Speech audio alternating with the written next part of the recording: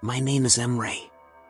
The only reason I am telling this story is that what I witnessed in the winter of 2005, in that tiny village of only 20 houses, tucked away at the foot of the mountains in Eskişehir, still haunts my nights with nightmares. To whoever is reading these lines, know that not a single word of what I am about to tell is an exaggeration. On the contrary, words fail to capture the true weight of what I experienced. Strange tales about Ifrit Jinn had long been told in our village. It was said that an unearthly hum drifted through the rocky terrain deep within the nearby forests, a sound humans weren't meant to hear. The elders often warned us that the whispers mingling with that hum in the dead of night did not belong to any human soul.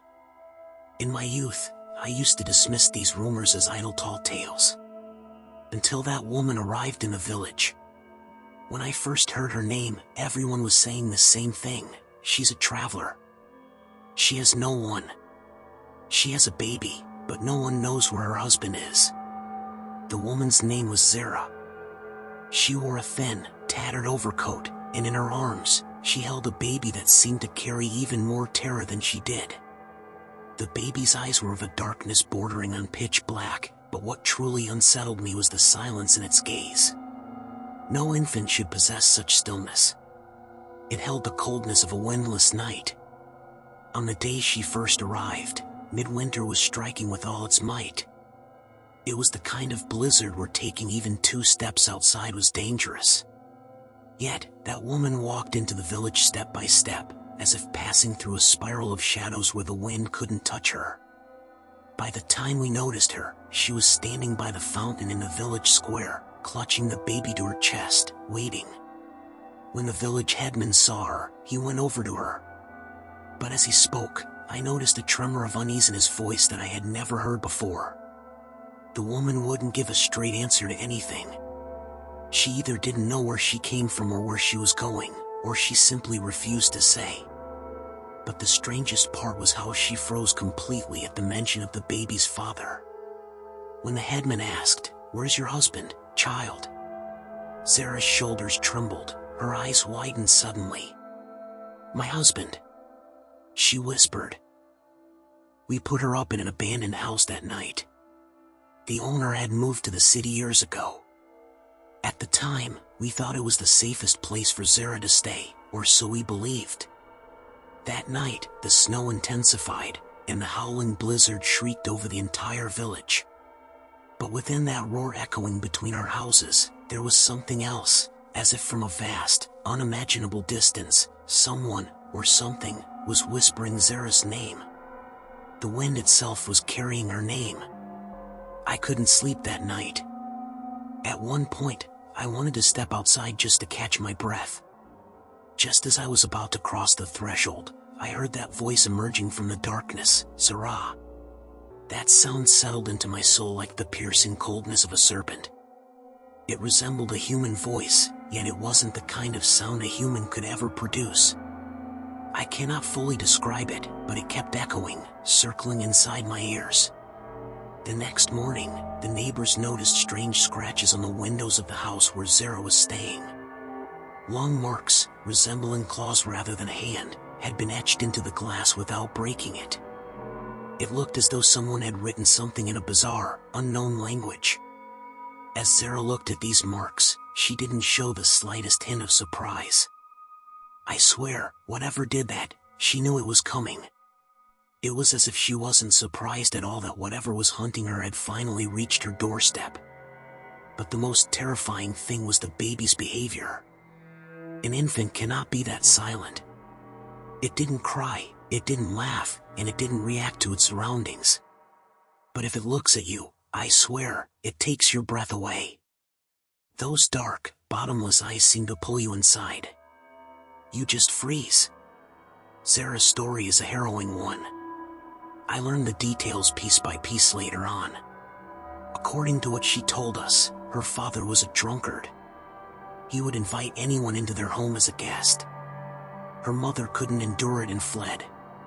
But the true harm came from those closest to her. Years ago, one night, her uncle tried to assault her. She fled the house that very night. While lost in the forest, trying to find her way, she encountered a shadow-like man. His eyes were far from human, deep, echoing, a void of darkness. She realized then that he was a jinn, but it was already too late. That jinn had chosen her as his bride. Zehra claimed their wedding took place in a realm hidden from human eyes. She woke up in her bed the next morning, and it all felt like a dream, until she realized the thing moving inside her womb was real. One side of the baby was human, the other was undeniably not of this world. Her father had refused to believe her story and cast her out of their home. Since that day, she had been wandering like a dervish from one village to another, searching for a place to belong. In every village she visited, she was eventually unwanted and driven away. But a voice would give her signs, guiding her to the next location. After days of walking, her path had led her to us.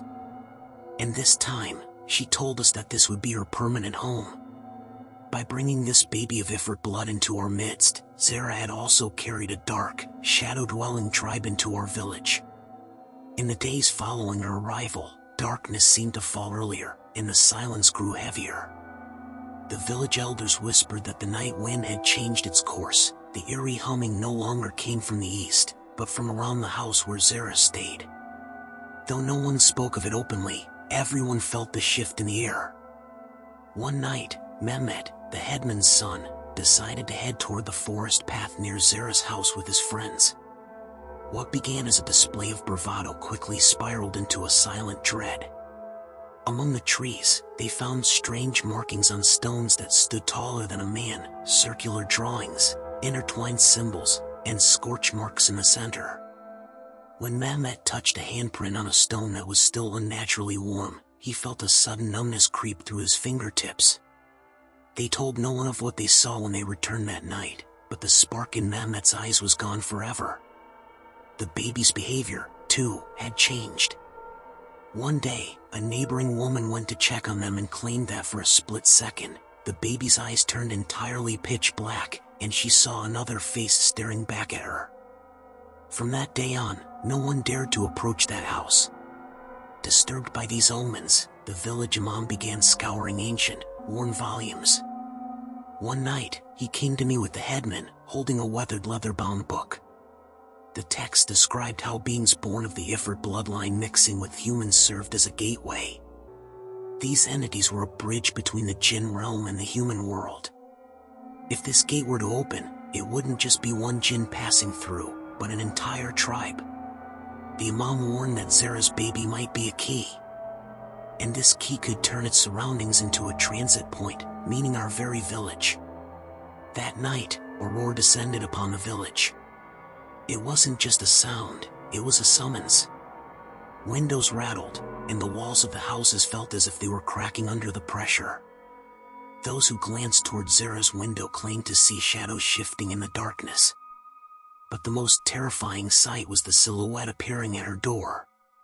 It had the shape of a man, but it was made of nothing but pure shadow. The headman, the imam, and a few of us decided to go to that house. When we knocked, a voice answered from within, but it wasn't Zehra. "Get out of here," it growled. When we finally forced the door open, neither Zehra nor the baby was there.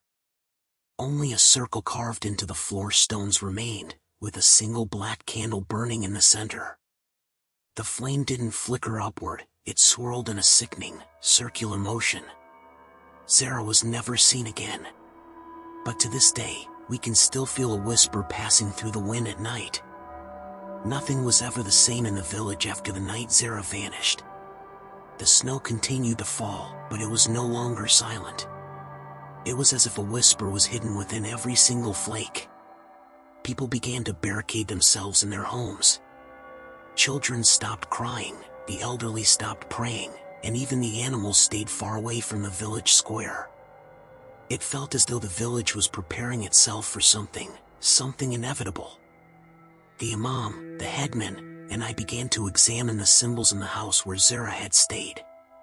"This circular drawing," the imam whispered, his voice trembling, "looks like an ancient jinn seal." He explained that such seals serve two purposes, either to summon an entity or to imprison one. But this seal? It felt different. That night, the Imam decided to stay alone in the village mosque. If this is indeed a gateway and it has been opened, prayer alone will not suffice. We must watch, he said. But toward dawn, we were jolted awake by a long, unearthly sound coming from the mosque. It sounded as if the trumpet of the apocalypse had been sounded over our village. When we rushed to the mosque, we found a new symbol carved into the floor before the mihrab, 3 interlocking circles with a single eye at its center. And the Imam was nowhere to be found. From that day on, time began to flow differently in the village. The nights grew longer, the days paler. It was as if the sunlight was being filtered through a thick, dark veil. Worst of all, those who tried to leave the village were met with an invisible barrier. They simply could not go. Our village had been severed from the rest of the world. One night, I had a dream. In my dream, I looked outside and saw Zehra. She wore the same tattered coat, carrying the same baby. But this time, the baby's eyes were fixed on me. And in that gaze, there was a summons. It was as if it were saying, "Come." I opened my door and stepped out. Zehra was standing by the fountain in the village square. I approached her and asked, "Why have you come back?" "I never left," she said. "I was simply on the other side of the threshold." At that moment, the baby's eyes glowed. But it wasn't a light, it was a reflection. It was as if another world, a darker, ancient world, existed inside those eyes. Zehra turned to me. "The gateway is almost fully open. But one thing is missing. A witness. You." That same night, every soul in the village saw the same dream. Zehra standing atop a black mountain with her baby, surrounded by thousands of whispering shadows. And among those shadows, a voice echoed. And then, it happened. Zehra appeared. She walked into the village as if she had never vanished, as if everything was perfectly normal. I realized then that the gateway was complete. The eyes of everyone in the village began to look different. It was as if a veil had been lifted, and everyone was noticing something they had never seen before. But this realization was not an enlightenment, it was an awakening into a profound, absolute darkness. I realized that morning that I had been chosen as the witness. My eyes began to perceive things normally hidden from view. Shadows manifesting on the walls of houses, symbols twitching on the stones of the fountain, words echoing within the wind. I saw them all. But most of all, I saw Zehra's baby. Its eyes were speaking to me now. With every glance, a scene, a realm, a forgotten past flickered in my mind. I returned to the mosque where the Imam had vanished. The symbol before the mihrab was still there. But this time, the eye at its center seemed to have turned toward me. As I reached out, a searing heat burned my fingertips. A voice emanated from within that eye, "The witness shall see beyond the threshold." In that instant, a vision flashed before me. Zehra was walking through a forest. The trees were twisted, and the sky had vanished. With every step she took, the ground cracked, and a black light rose from beneath. The baby was no longer in her arms, it was walking on its own. But it wasn't a baby walking, it was an entity. Its feet didn't touch the ground, and its eyes weren't looking around, they were staring directly at me. When the vision faded, the interior of the mosque was ice cold. I stepped outside to find a crowd gathered in the village square. Everyone stood in silence around the fountain. Zehra was there. But this time, she wasn't alone. Beside her stood 3 faceless entities in human form. Their bodies were like mist, and they had no feet. They emitted nothing but a low, constant hum. The headman turned to me, "You are the witness. You must tell us what to do." But I didn't know. Because at that moment, Zehra's baby turned toward me and spoke for the first time. When the baby looked at me, time stood still. The realm within its eyes wasn't just a vision, it was a summons. The question, "Will you stay, or will you pass?" was less of a choice and more of a trial. To pass meant never to return. To stay meant allowing the darkness to swallow the village whole. At that moment, a sound of cracking earth echoed through the square. A black light rose from beneath the fountain. It wasn't light, really. It was a shadow, a darkness that spread not toward the sky, but deep into the earth. Zehra walked toward the edge of that rift with her baby. The three entities followed. With every step, the ground splintered, and the stones seemed to burn from within. The headman whispered, "What shall we do?" But his voice didn't reach me. I could no longer hear their voices. I heard only the sounds of that other realm. Thousands of whispers, thousands of tongues, thousands of calls, all saying the same thing: if the witness decides, the gateway shall be complete. I took a step. I reached the edge of the rift. Zehra turned to me. "If you pass, no one will remember you anymore. If you stay, everyone will remember you, but you will forget yourself." This was the boundary of existence. To walk into the unknown with the darkness, or to carry the darkness within the light. I chose to pass. As I stepped into the rift, it wasn't my body that grew heavy, but my memory. Everything I had seen, every moment I had lived, every event I had witnessed dissolved like mist. Zehra's baby looked at me one last time. This time, there was no silence in its eyes, but a sense of gratitude. Beyond the gateway, it was neither heaven nor hell. It was a place where time did not exist and light held no meaning. There were only witnesses there, and every witness carried a story. My story was the village. As I stepped beyond the threshold, the meaning of time unraveled. There was no night, no day, no cold, no heat. Only an infinite gray, and within that grayness, voices ringing like echoes of the past. Each belonged to a witness. Each carried the trace of a village, a story, a darkness. My name is Emre, and I am now a witness. I never saw Zehra again, but her voice echoes beyond the gateway. "You passed to protect the village," she says. "But protection is only possible through forgetting." On the morning the gateway closed, the village sank back into silence. The snow stopped. The wind died down. The villagers forgot Zehra, the baby, and even me. It was as if we had never existed.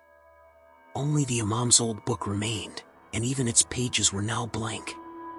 But some nights, some very silent nights, a silhouette of a woman is seen by the fountain. A baby in her arms, eyes pitch black. And in that moment, the wind begins anew. Whispers rise, the witness is still watching. I am here now. Neither fully in this world, nor in the other. I am writing my story because it is my duty. He who witnesses must tell. Not so that it may be remembered, but so that they do not wake. If you are listening to this or reading this, please, forget. Because once a door is opened, things do not only go in, they also come out.